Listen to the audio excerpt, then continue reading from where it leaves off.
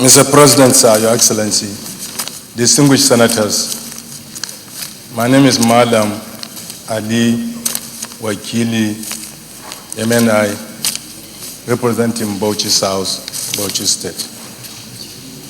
Let me first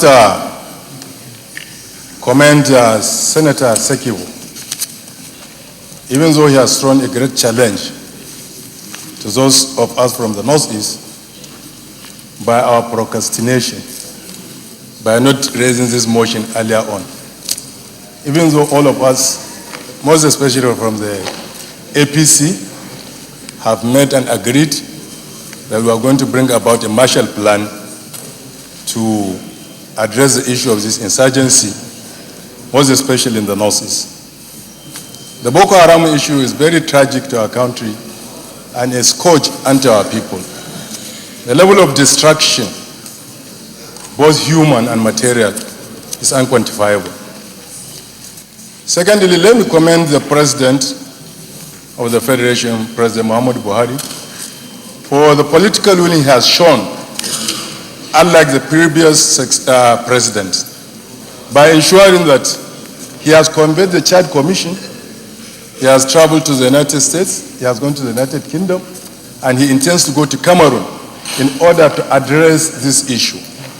Because the issue of Boko Haram is beyond Nigeria. It has to do with global politics, most especially of oil.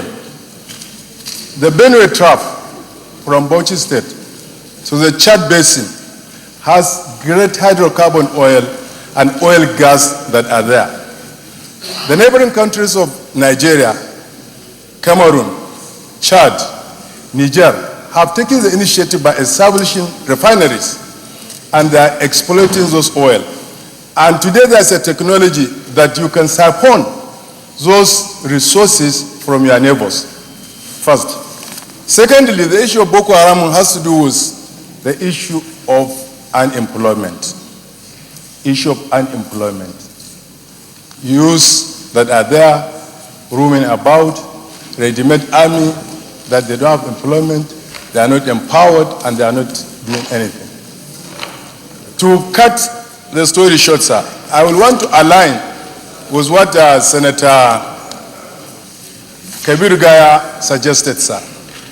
We need the Northeast Development Authority. If we have that NEDA, we'll address this issue of exploration and exploitation of hydrocarbon. We'll address the issue of agriculture. Successive government, both federal and state, have neglected agriculture. If we take agriculture and bring it to the state it should be, some of the problem of unemployment and these resources that we are talking about will be a bygone issue. We are talking about renewable energy today in the world. We are trying to go away from this issue of gas and hydrocarbon oil. If you look at the Northeast, with the potential in agriculture, with the abundant human natural resources, if we develop agriculture, improve our education, some of these problems are going to be solved.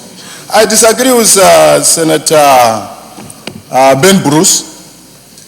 Once there is good governance, once we check the issue of corruption, then the issue of funding of these infrastructures will not be a difficult thing. Thank you, sir.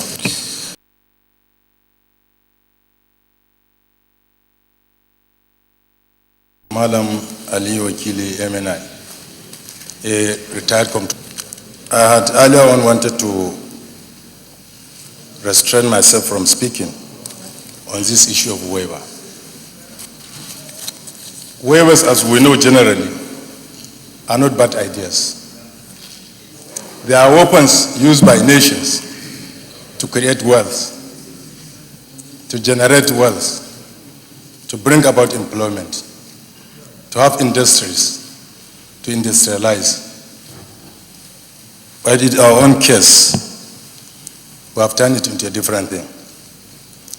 Issues of waivers and concessions started in the 80s, but it reached its crescendo in the 90s when Olusegun Obasanjo became the president. Cronies,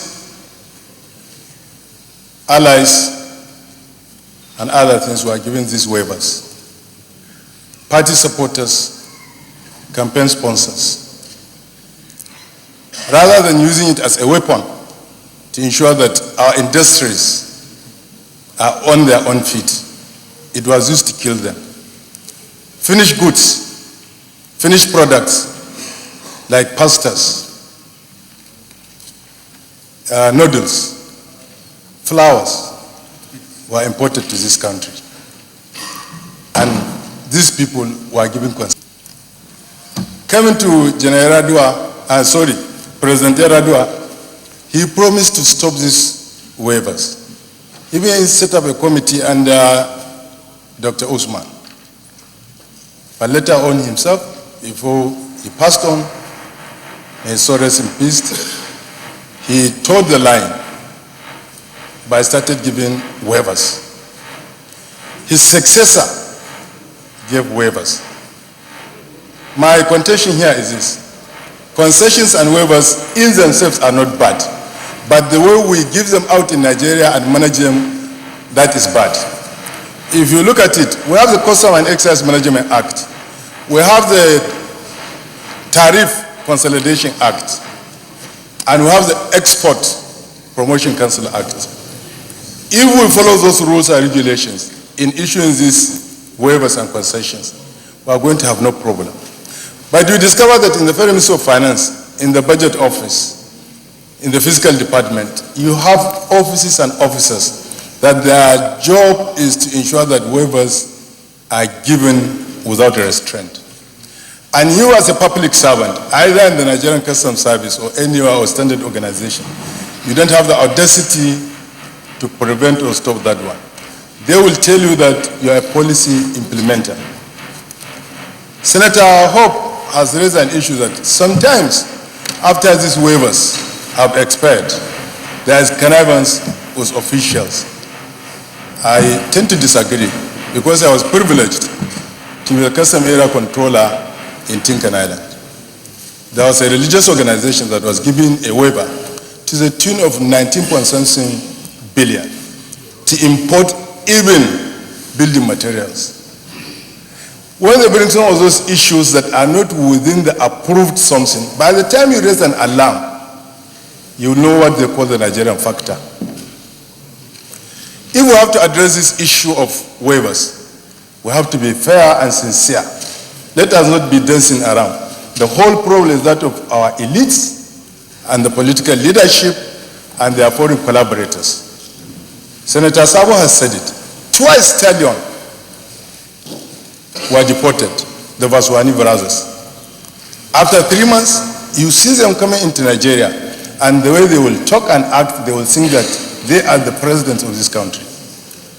I support the motion, but with a little bit of a change. Let us make it a holistic idea in terms of all the concessions, in terms of all the export expansion grant, duty certificate, negotiable duty certificate, and other things, so that we can come with a holistic idea and let us abide by the rule of law. By the time that we abide by the rule of law, we are not going to have problems. Thank you, Mr. President.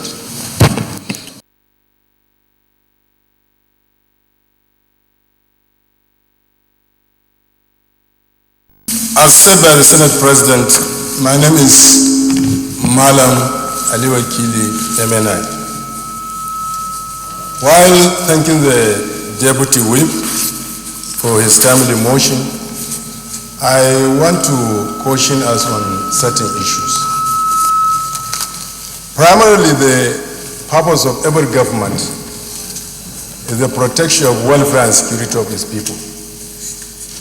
It is only here we allow all manner of imports to come into our nation. Conscious of externalities associated with bad imports, the European Union take proactive steps. Some of these issues that we are complaining about or they complain about, they are not meant for their markets. They are meant for the Africans that are residing within their territory. But because if, as I said, there are certain externalities involved, if the Africans that are there fall into health problem, the government of those countries and nations will have to bear the cost. They will have to provide the hospitals, the nurses, the doctors, the medicaments, And some of those people will be living on welfare. For them to prevent those kind of sins, that is why they have to do some of these things. The issue of the ban brought to us some issues that we as a nation must be alive to our responsibilities. Our agencies of government must be up and doing, either from our constituency, the Nigerian Customs Service, or to the standard organization, to the planned quarantine, and to other agencies of government. We must strengthen their capacity in terms of equipment, in terms of welfare, for them to perform some of these functions. Then coming back, we have to find that our own agriculturalists are trained. If you discover some of these things that they are objecting to, from the production, that is from the day you are sowing it, the kind of fertilizer you are putting, the kind of pesticides, it coming to storage and preservations, you put things that are not supposed to be there. So it constitutes danger to their own health and to the immediate environment. So I want us to take notice that our problem, we have to look inward into some of these agencies that are saddled with responsibilities. Let us strengthen them so that they do the work. If you watch the television, quite of recent, the Nigerian Customs Service are doing their best to ensure that took this wastage of importations, like frozen products, they are doing their best to prevent it. So let us strengthen these agencies of government from the NAFDAC and others, and so that we do the correct thing. Then Nigerians themselves, the elites, because part of this problem are the elites, we are the ones that are exporting those things to take them at the African restaurants in Europe or in America. We must make sure that we stop doing some of those things. From the airport, even if you are stopping them to the frontiers, you discover that you are in a big problem if you are part of those that have to enforce these laws. Thank you, Mr. President. Embark on an exercise in futility. The Central Bank of Nigeria has made it explicitly that whether you have the BVN number, it will not stop you from going into the bank, paying your money, or taking your money out. What it will deny you, I'm coming. What it will deny you only is that you may not have access to remote control, ATM, and other things electronically, banking, internet. Issue of discrimination, I don't think it has arisen. We are the ones that open these accounts with the banks. We own these accounts. Anybody that is very serious should be able to go and comply with this issue of bank verification numbers. But the fact that we Nigerians have brought the negative side of us to call it Nigerian factor, we don't want to do things at the correct time. We always want to do it at the last minute. We'll be rushing and we'll corrupt the system through that process. I think it will be out of place within this time for us to call Central Bank over issue of bank verification number. It will not be, it's not to that level that we should be as a Senate to waste the time of the bank and the bankers committee and to waste our time. What we need to do is only to call on the citizens to be up and doing, to ensure that they do things at the correct time. Thank you, sir. And back to my other senator from Nasarawa, sir. He is complaining that their biometric system doesn't capture people. I don't know how the card reader captured his votes on the lighter mood, sir.